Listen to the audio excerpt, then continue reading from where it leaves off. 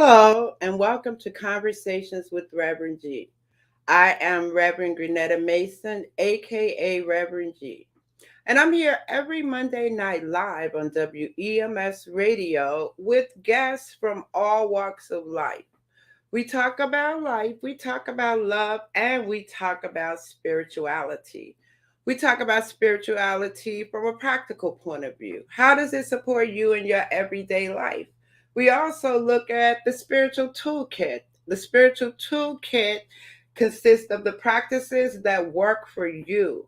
When you need support, what practices do you pull out of your toolkit? Each week, my guests they share with you their spiritual journey and things that support them.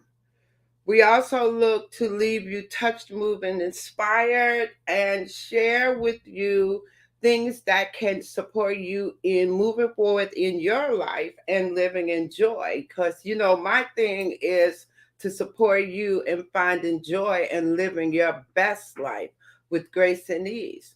You can find me every day on Facebook as Reverend Grenetta Mason and on Instagram as Rev Grenetta. It's Valentine's Day. It's the day of love. I got my red shirt on, and I know everybody is celebrating Valentine's Day. Valentine's Day can be good or it can be bad. It just really depends on your perspective. So I decided to invite my husband to come on tonight on Valentine's Day and share with me in conversations. Come on, Chuck Mason. Is here. Hello, everybody. So I decided that it's Valentine's Day, and Valentine's Day means a lot to a lot of different people. And what I love about Chuck is I just walked up to him one day and I said, "Babe, you want to be on my show on Valentine's Day?" He said, "Yeah," not even knowing what he was getting into, but he said, "Yeah." And so that was really cool for me because he's always supporting me and here doing the things to support me because I'm always doing something. I'm always into something. And it's nice, right? That he can support me. So tonight we just want to share a bit about his spiritual journey, our relationship, and just talk about, what Valentine's Day means. And we talk about love and what love means. We have been married for 17 years. Doesn't seem like that. And we've known each other for 20 years. So we have like a lot of experience with each other and we've been working it. Today, the Valentine's card said it was so beautiful that he gave me because it says sometimes we agree and sometimes we don't, right? And sometimes we're on the same page and sometimes we're not. But we're always able to come back together and be with each other and find that place where we are together. So I was going to start off and have Chuck introduce himself and tell you guys a little bit about himself. Okay, Chuck Mason. Real name is Charles. Went to the military. Really can't talk too much about that, but it was an experience. It was a great experience. It was a bad experience, but I made it through the help of our Lord.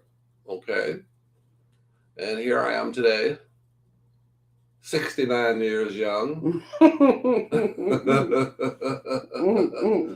and so far it's been great.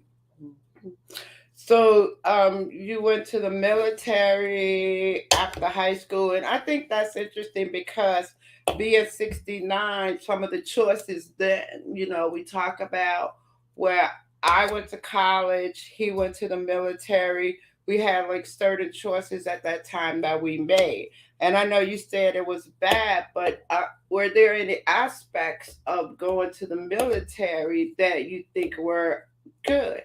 And you know how sometimes we talk about would you send your kids to the military? So what aspects of the military do you think would support young people today? Well, you can learn an awful lot when you join the military.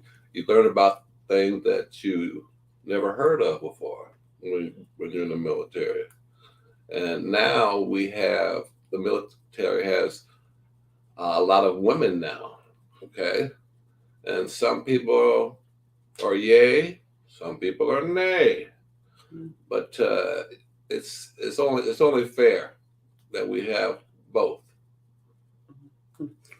It's like that brings to mind for me when you were in the military, were there women, a lot of women there as much as there are now? Because I kind of think back, I think, women have always participated in wartime things, but actually being with you guys, were women physically there present when you were there? Oh yes, Okay. there's a lot of women who can do the job better than you, Mm. and that was very interesting to see a woman tear down a M16 and put it back together. Mm-hmm. That's something to watch. It really is. Mhm. I think about, the military then and the military now, and the option of military is kind of interesting because I would say for me, oh, I would not want my kid to go to the military, but I've seen benefits from people who have gone to the military and the training in the military. I know that after high school and all, you went to the military, and I do know that you were born and raised in the church, right? Oh, well, yes, most definitely. Talk to us about, so I know you went to church. Tell us your spiritual journey, how you see your spiritual journey. Well, I guess I was in the church from the age of maybe 3 months old, and once we got older, my mother is Old Testament fire brimstone.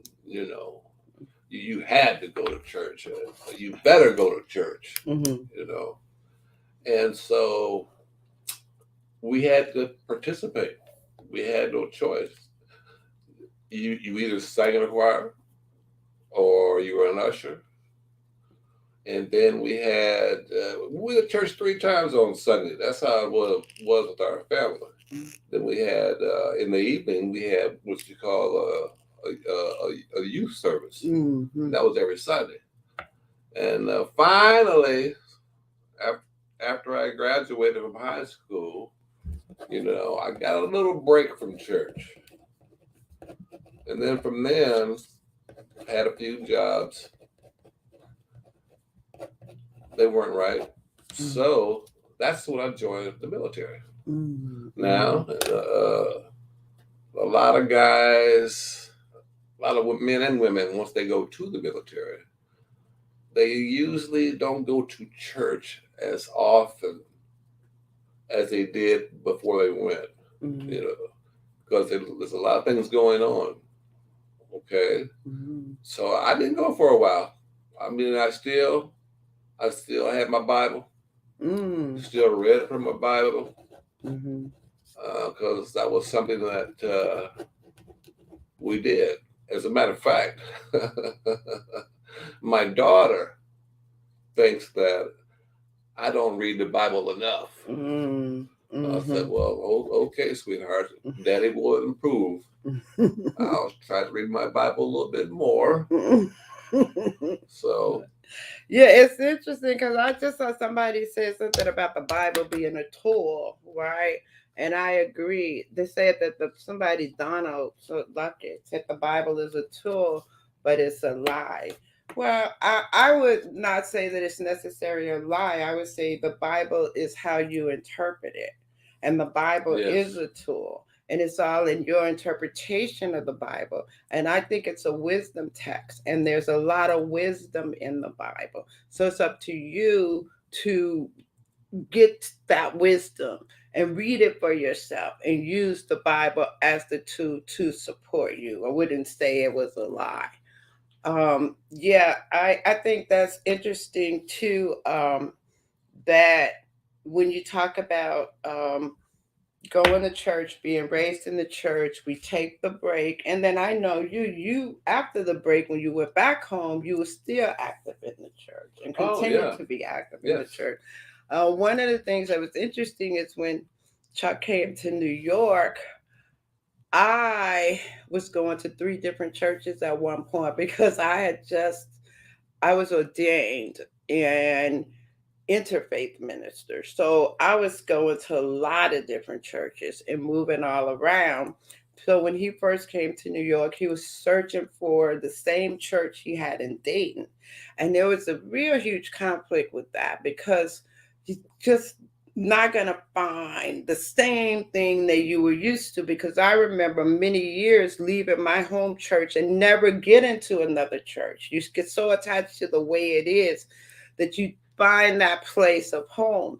So we went through a few churches. Yeah, several churches. Right. And there are a lot of churches in Harlem. So we went through a few churches, just because he was trying to find that space, and I was just everywhere. All the churches were okay with me. We did settle on a great one, First Corinthians, First Corinthians. which is a Bible based. I love the minister, the music. We could go and we could do the praise and worship, and then you walked out with a message. So we did find that here in New York. So it was and that's been recent. So it took, like I said, you've been here 20 years It took now. a while. It took some time to find that place where you felt like fed, like in the community, in the church. Now we haven't been going in a while because Chuck, he'll sleep through it. He'll always say, "Oh, I want to go to church," and then he won't wake up. And I could go and not go, but so it's interesting. At one point, yeah. So I think that we love that part of going to church. I watch church on television now since I haven't been going. There's a couple of ministers that I like to watch on Sunday morning, Okay. and I can really get something out of the message. So that works for me right now. Yeah, and it's when we talk about spirituality, we do talk about it as an individual thing and what works for us. And I think sometimes the way you're saying it is like nobody is. When you were growing up, you had to go to church, but now you get to do whatever you want to do. It's not being forced upon you to have to do it. You get to choose if you want to go, if you don't want to go, because now you got the basics, so it's between you and God how you support that, right? Right. Yeah. So the next thing we're going to shift to is we wanted to talk about relationships because it is Valentine's Day. And we have been together a long time. And as I was saying, like in all relationships, there's the ups and the downs, but you come back around. What would you say are some of the key things that have kept us 20 years in this relationship? Oh boy. Trust. Oh boy. Trust is very important. You have to trust your mate. If you don't trust them, it's not going to work. You know, there are things like, should you get in an argument, a little lightweight argument, do not take that argument to bed, because you won't get any sleep. You'll feel rotten in the morning. So apologize, even if you don't want to. Apologize when you have an argument. Mm. You have to get rid of it. Mm. And a lot of times, you can get the Bible out. A lot of times, when you read the Bible, that'll change your mind on what you were talking about, and then you'll say, "Oh, okay, I understand now." Mm. And that always works. I think, in a way, I'm like my daughter. I think everyone should break out the Bible from time to time and read it. Yeah, are the Christians. And I always get on this thing about the Bible is the Christian wisdom text, and I think it's a great Bible and it's great information in there. But if you're not a Christian, you could break out another wisdom text that could give you some great advice, right? And even if you're finding it difficult to just break out the Bible, there are steps to understanding how to use the Bible. And I think I jump in here because there are just so many religions, right? And so I love to be like all inclusive. And I know we probably I was born and raised Christian and I understand Christianity and Christian faith, but I like to keep it open for all religions. And as we were talking about it, I thought about now, Chuck, you are now in a Muslim environment. Now, talk about how you are functioning, working at the mosque with the Muslims in your current position. Okay, well, as my wife said, I work for the Muslims. It's a they have a clothing store. So being the age that I am, I have to have something to do during the day, or I'll go nuts. So I'll go over there, and I've been working there for about 15 years now, and it gives me something to do during the day. Plus, their their religion is very, very interesting. I there's a lot that they believe in and do that I didn't know about. Okay, and it's so very interesting. Now, but the Muslims, they have their Bible, the Quran, and we have ours. Now they talk about our Bible a lot. Uh, they refer to our Bible a lot, but that you have to understand. This is um, just your average regular Muslim Islam, not the other one, because a lot of people make up their own terms. Once they read something, they say, "Well, I I don't know if I like that or not. Let me see if I can change this around." Nah, that's no good Mhm. because it's not the written word. Okay. And have you learned anything?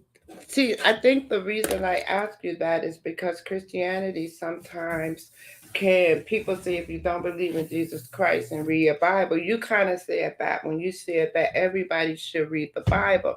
And it just brought to mind for me other religions. And I just wonder if everybody should read the Bible or, that was my whole point of saying that. It doesn't necessarily. Um, you don't necessarily have to read the Bible, but they got the Quran, they got the Torah. Mhm. You know, there's different types of Bibles out there. Wisdom text, Yeah, I call them, right? yes, there you go. That you Right. can read and get the same thing. You'll get the same thing from the Quran that you do from the Bible. So it's like a university. That's when we Yeah. come in, we talk about spirituality because I always talk about too how everybody is looking for the same thing, but they're just like many roads to get into your connection or what works for you and your connection to God, however you call God. So I think that's where we get into a lot of trouble too with religion because many wars are fought over religion and many things are just I think religion kind of keeps people segregated and in their own little spaces, right? And just understanding that all religions are fine, right? I'm bumping your head. All of them are fine and it works. Yeah, to keep you grounded. Yeah, right. So it doesn't. Yeah. So we each can create our own spiritual way of being. I would say. Um. So yeah, I always look at too when we're talking about being in relationship and how you stay in relationship and how you keep the relationship going. in Christianity, they talk about being equally yoked. And I look at that and I was like, so what do you think that means by equally yoked? That's a good question because I've never looked at it that way. You heard it though, right? When every Uh, time they was like, go pick your mate and make sure you're equally yoked. well, like I said, my mother never brought that up, so I I didn't I don't say know. I got a feeling I know. Yo, what your mama bring up? She didn't bring up nothing about no Just said equally y'all yoked. take y'all behinds to church. uh, but when I think about it, I think that like a spiritual base, some kind of spiritual base, something that brings you together and connects you spiritually. I think it's equally yoked, right? Okay, all right. Just being on the same spiritual level. Mm-hmm. And that's how I'm thinking about it now because I probably would have thought about it more of go to church, equally yoked. But I mean, yeah, yeah. How could you think of it? I Yeah. don't know, equally yoked. To me, that's like having the right partner, in a relationship. Because if you don't have the right partner in a relationship, uh, once again, it's probably not going to work. But Granetta is my third wife, and Lucky three. yeah, lucky three, lucky three, lucky three. But I've learned a lot from the other two. Okay, Mhm. and I consider myself a lucky man right now because I do have I have finally got that right match, that right mix, Mhm. and it's wonderful when you have that right mix. You can't beat it. It's unbeatable. So And it takes the work. and right, and you can't go out here and look for a mate. That's not going to work either. It'll come to you. You might not think it will, but it will. It'll come to you. I mean, look what I have here. You know. What that brings to mind for me is when you say you can't go out and look. I think it's more about the energy that you have, right? And it's really about being open. It's energy. I think all of it is really energy, and the way we think about relationships is really interesting because this is my second husband, right? And it's really been the best. And as you said, we learn from each one. And I was trying to get back to where you was talking about you can't go out there looking. You Some I people don't know what do. you mean looking, but I just say you do. You're always looking because I'm always like, look up, look, right? But the idea of looking when you're saying it is like it takes something. Yeah, well, when I'm at the store, I get a lot of guys that come into the store. We get to talking about a lot of different things, and a lot of things that the unmarried man says that comes into the store is, "Oh man, I'm looking for a wife. I can find one." I said, "Well, there are no wife stores, so uh, I couldn't tell you where to go." Mhm. I always find that very interesting too.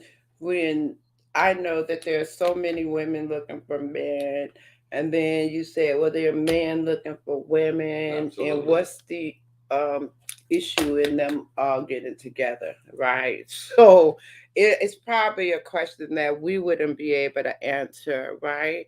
But I know that one of the things that keeps our relationship good is communication, right? Big one. Is being able to talk. And when I first met Chuck, he wouldn't talk to me. And even now, right? It's a whole lot better. So it's not something like we're sitting here saying, oh, yeah, just make the relationship work. It takes something to make it work, It right? takes work. It takes work, right? And one of the keys is the communication and being able to talk and being able to honestly talk and express. And I know with Chuck, that was at first very difficult It for was. him It to was.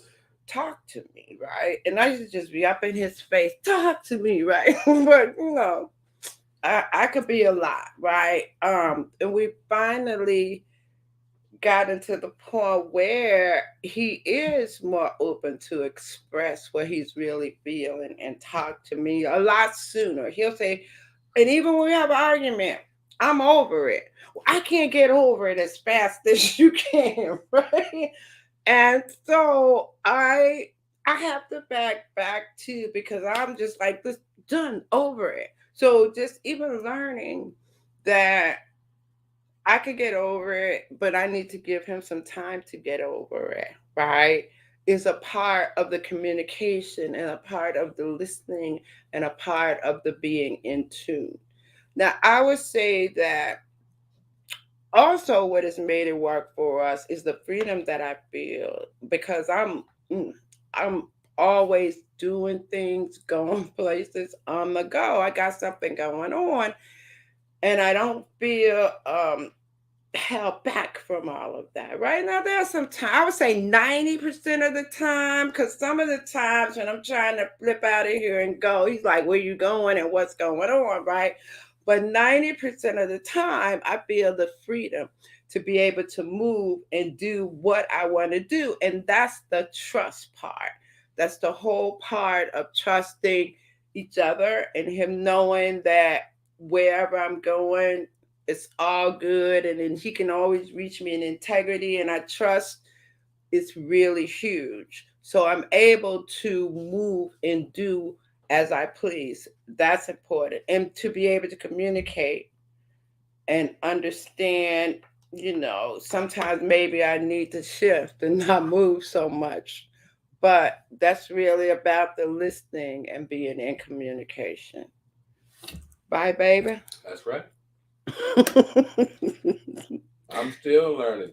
Yeah. And one of the things I also wanted to talk about when we're talking about like being in a relationship, we're talking about today is Valentine's Day, right? Right. And Valentine's Day is a day I did a little research on it and looked it up because I know that it's been it's very commercial. And then there are some people who actually are really depressed on Valentine's Day, even leading up to it. There's a lot of anxiety, so a lot goes around the fact that it's so out there about being in a relationship. It's about couples Valentine's Day, right? And so it's really in the face of people, and how you cope and deal with that is very important. And when we talk about spiritual practices and things that you could use, one of the things that come to mind for me is when we talk about self-care. How are you loving yourself, right?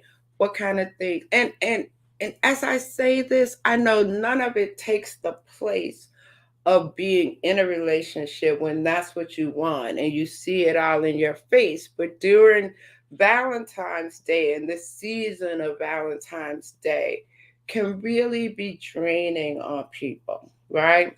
And as I've seen it, they've changed and put a lot of emphasis into like taking care of yourself, buying your own flowers, focusing on not just couples, but what is the love all about? What does it really mean? And Valentine's Day isn't just that day of love. right? It should be all year round. I found this great quote. Let me see if I can find it that really resonated with me around Valentine's Day. Oh, it says, okay, so here it goes. It says, welcome to your meditative okay. Prayer. Oh, no. That's not what I want. Okay. Ooh. Something is giving us a meditative prayer today. Oh, okay. See? Technology. So, Valentine's Day can put outstanding pressure on relationships. The thought of not getting gifts that are expensive or meaningful enough overpower the true essence of a relationship. This holiday materializes and demeans the real meaning of love. It does not take money and a holiday to show someone that you love them. And so today, is that day where we do put a lot of emphasis on having that love and having that. But I've seen a lot of people shift around loving themselves, right? And I can remember Valentine's Day from a little kid, and I think it starts way back when you're in elementary school. You get your first little hearts from your little boyfriends in school. Remember that? And then it carries on, and we get caught up in it, and sometimes we can get lost in it. And even for me, it's like I was like thinking about it and thinking about now it's not totally necessary because we give gifts all the time and we're always with each other, but it is nice. I got some flowers and some candy today, but it's not like necessary. And in some instances, I think at certain parts in relationships, maybe it's necessary depending on where you are in the relationship. Sometimes it could be a time of renewal, right? So today could be a time where you could say, oh, well, let's start over and let's renew this relationship. I was actually doing research on Valentine's Day, and what I saw was it was Valentine's used to be 7 days. It was Valentine's week where, we spend the Valentine's Day the 14th where you get all the candy and you get all the gifts. They broke it down 7 different days like Kiss Day, Romance Day, Flower Day. So imagine dragging out 7 days of Valentine's Day when, I think it's really about appreciating your partner every day, not just today. And then showing love every day to yourself and to your partner. And if we could get to that space, I think that, as we say also when we're talking, that love out is the key, even in all the religious things. When people talk about spirituality, what keeps us together? It's all about love. So I think I've talked a lot, babe. You could go ahead now. Valentine's Day, well, for me now, is basically for the youth, For the youth. for the young folks. Um, I mean, I still do things for you because I grew up that way. Your buddy say, "Hey man, what you gonna get your wife for Valentine's Day?" Sometimes I want to say nothing. I mean, it doesn't have to be a special day for me to give my wife flowers. Right. It can be. I mean, in the summertime, I give her flowers all the time. It's no special day. It's because I love her and I'm thinking about her. So Valentine's Day isn't really that special. I don't know if anybody's getting upset behind that one, but it's not that special to me anymore. But as long as I'm married to her, you're gonna buy me stuff, right? No, but I like getting stuff now, all year. But I Yes, she get that. does. I got the idea of it's really about not just about today and making it about loving all year long. And then I think that's what people are getting to, because you get the one side and then you see where people are loving themselves and giving themselves gifts and being kind to themselves. And I think that love starts here. You love yourself, you'll get love, Oh yeah, right? yeah. Loving yourself is the most important thing for you to then receive the love that you want. I was thinking, about mental health, because that's one of the things I always want to talk about every time I get into a space where I can talk about it, because I am really an advocate for people seeking help, an advocate for people being able to find a community or find someone or something to support them, right? And so I asked Chuck, did he want to talk about his mental health little journey, right? And he was like, yeah, I'll talk about whatever you want to talk about, right? So um Well, I I do have mental health issues. I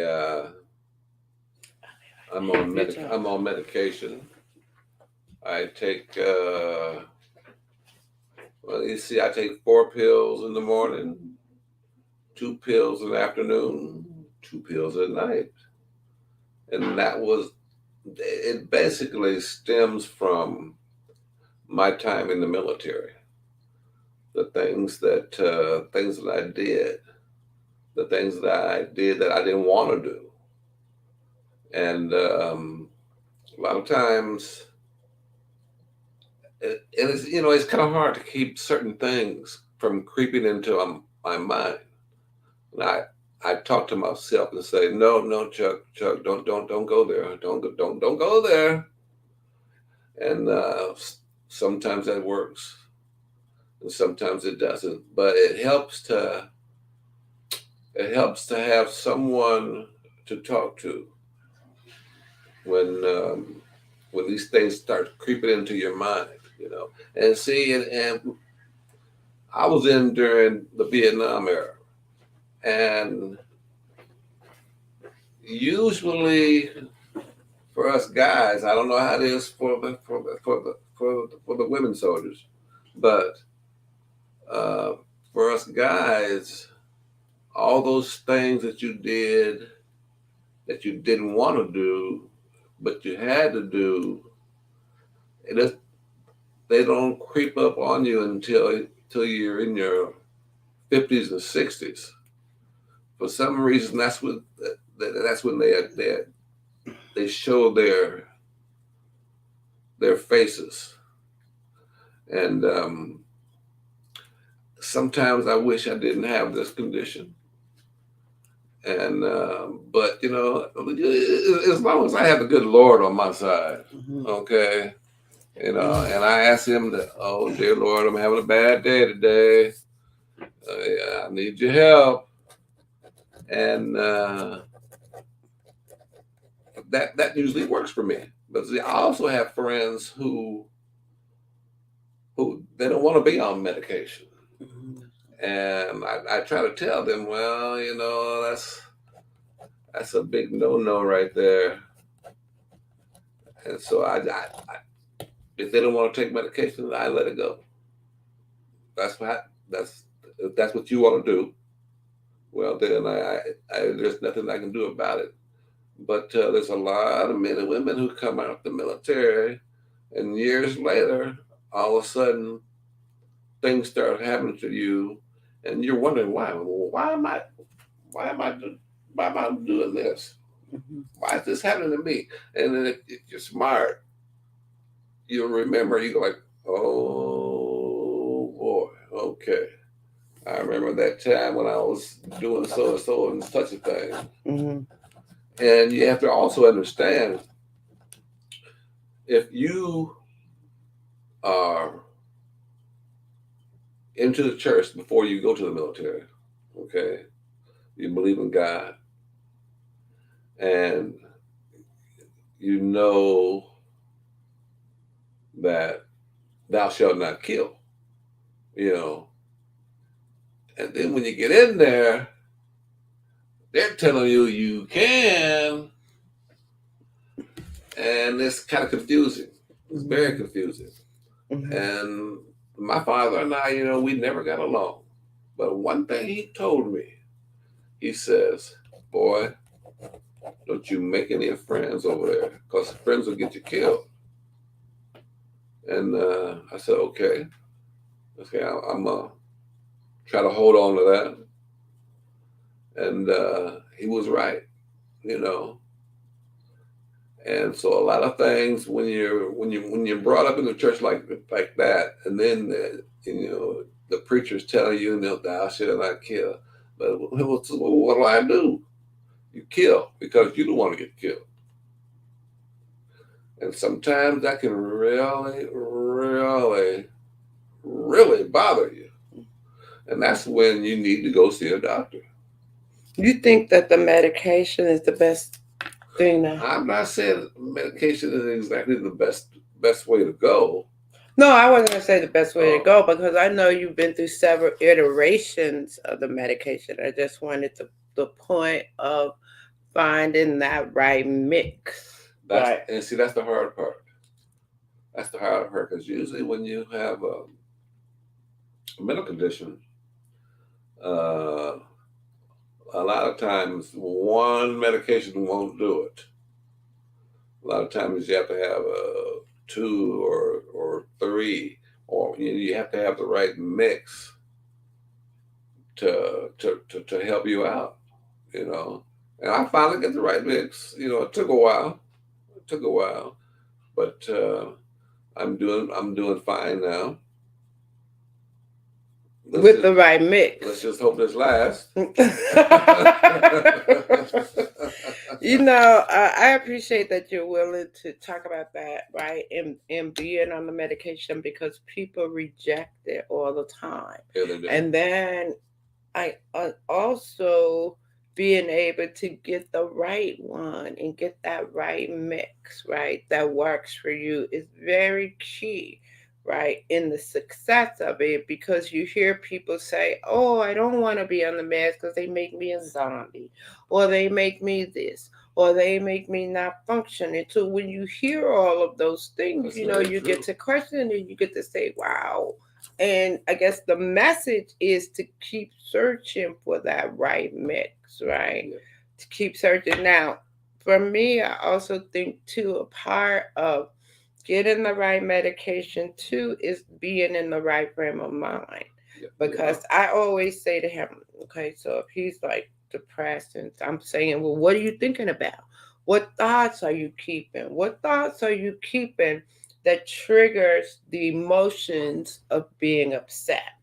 So, I've learned a lot too, because we really get to sit down and talk about it. And where I come from, my whole perspective is this one. I'm not trained at all. And as much as I'm learning now, I realize how I'm not trained to handle it, but I've been able to really support Chuck just with conversation. She's done pretty good. Talk about what's going on, right? Let's try to figure out, what are you thinking when this is happening? Changing the thoughts, those kind of. Right. A lot of times we don't want to talk about it. Like I was telling you the other night, I was having a hard time keeping something from going into my brain.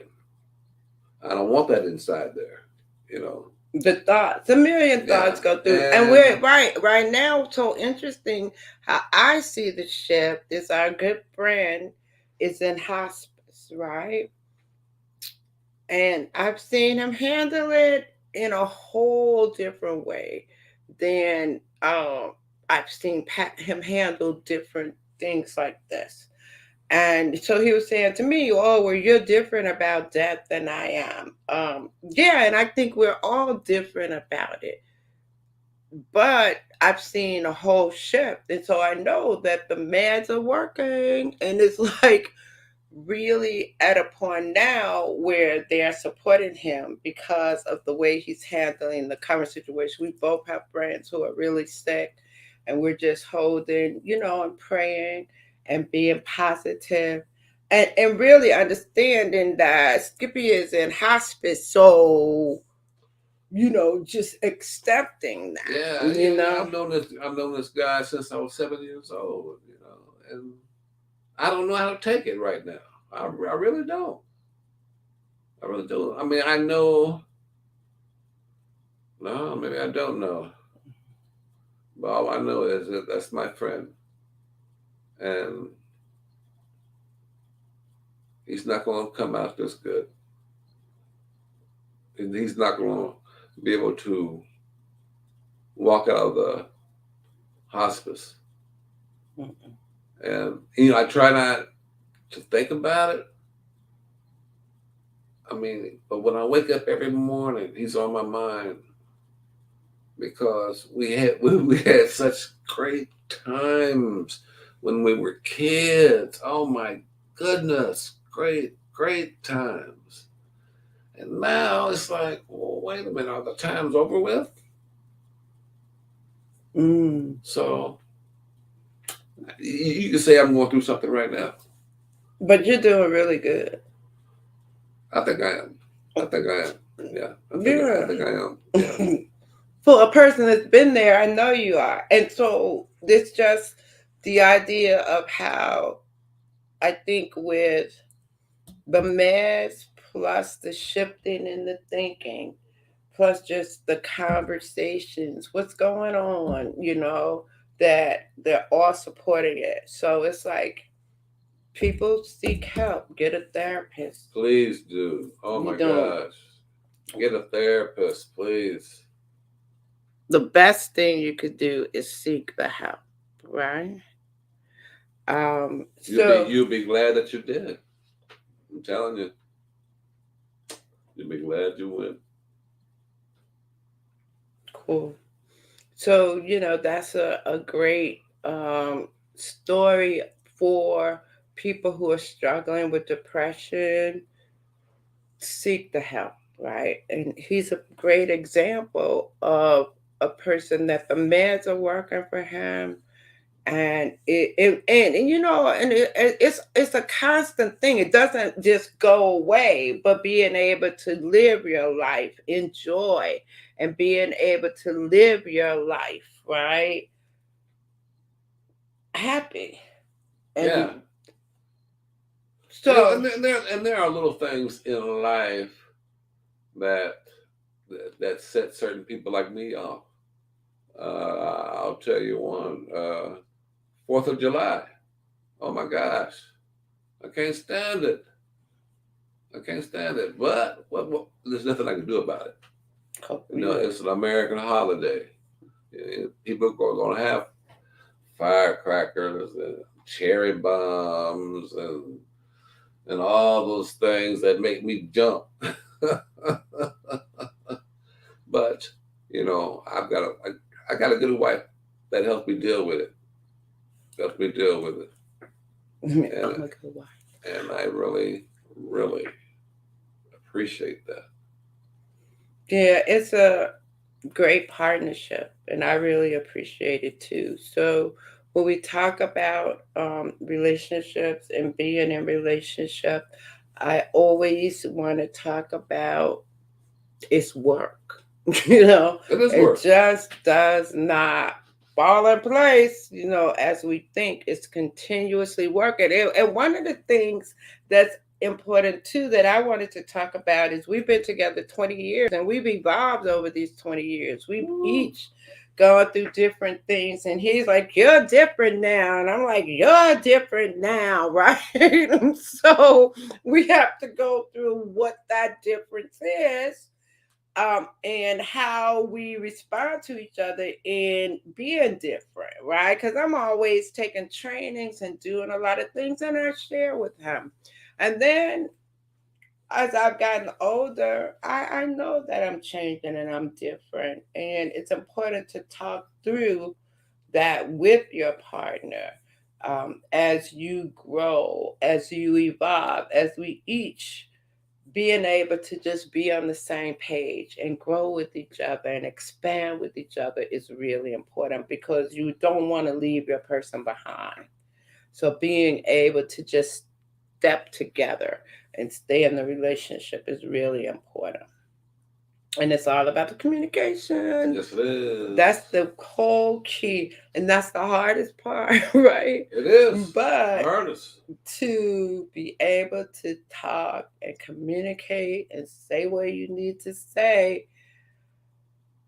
And then, like Chucky say, don't go to sleep upset and angry, At each other. Don't do that. Yeah, You can't do just that. try to like walk through it, work it out, right? So, that was, I think, the other thing, as I remember, like everybody I ask on the show, what what's your spiritual journey and what's in your spiritual toolkit, Mr. Mason? What's in my spiritual toolkit? Yeah, what spiritual practices support you? My Bible. Your Bible, okay. You read your Bible? Yeah. And you. Oh, I'm in there. My daughter. Okay. And my mom. Oh, okay. So you have people in your kit that you go to. Well, that's I mean, good. if something's wrong, I don't understand. I'll call my mother in a minute. I say, Mom, something's going on in my life. Something's going on in my head. I don't like it. Mm-hmm. What can I do? And she seems to always have an answer at 100 years old. Yeah. In her right mind at 100 years old, right? Yeah. That's interesting. That I had you're the first person on my show who said they had some people in their spiritual toolkit. I have to, but no, I get it. It's like community. It's like having somebody that you can call, somebody to talk to. And that's very, very important. Who's your community? It's about your community, Yeah. Like right now, you're a big help for for a time there, I was having dreams where, I'm being chased by somebody. I'm in the jungle and I'm being chased, and I'm sweating. I sweat the bed, and then I wake up hollering and screaming, and she calms me down. Now if I didn't have anyone to calm me down when I go through those things, I don't know. I don't know what I would do. I really don't. I really don't. All I know is I don't like it, but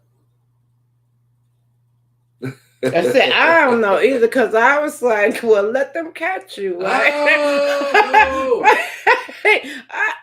If the dream is a nightmare and somebody's chasing you, I was like, well, let them catch you and see what happens, right? But I just play with things, right? My brother-in-law was also in the military.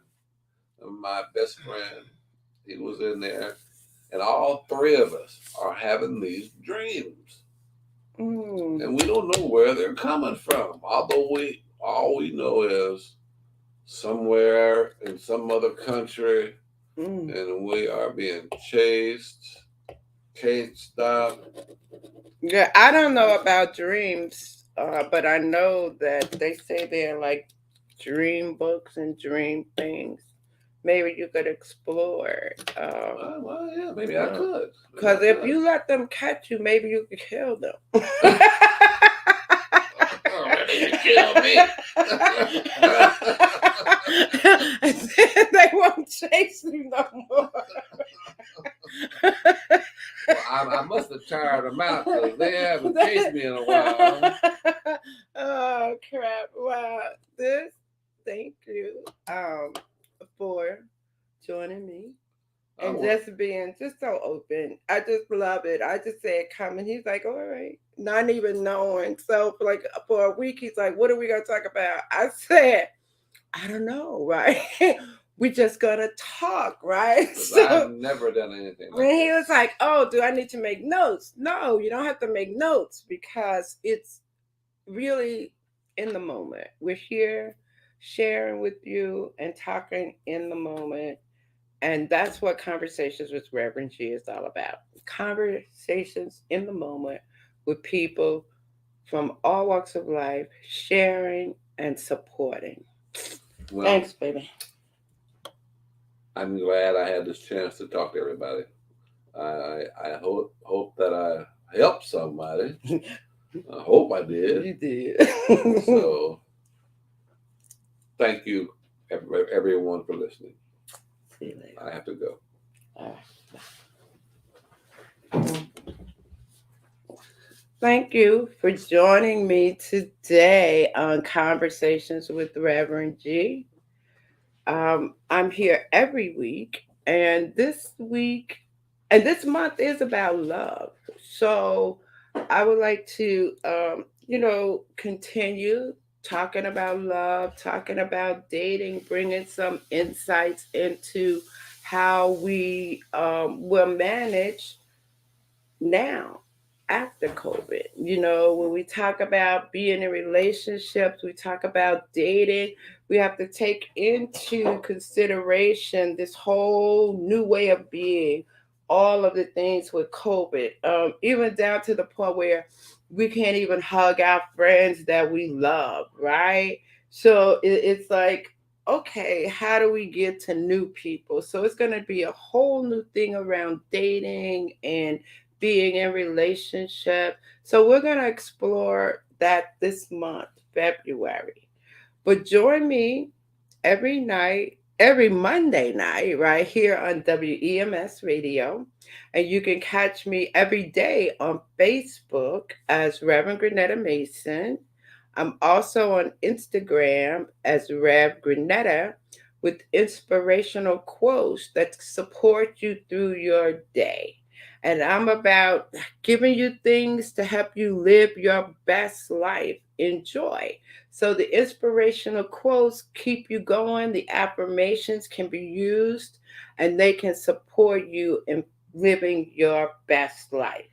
I am Reverend Grenetta Mason, and happy Valentine's Day, and love yourself and give love all the time.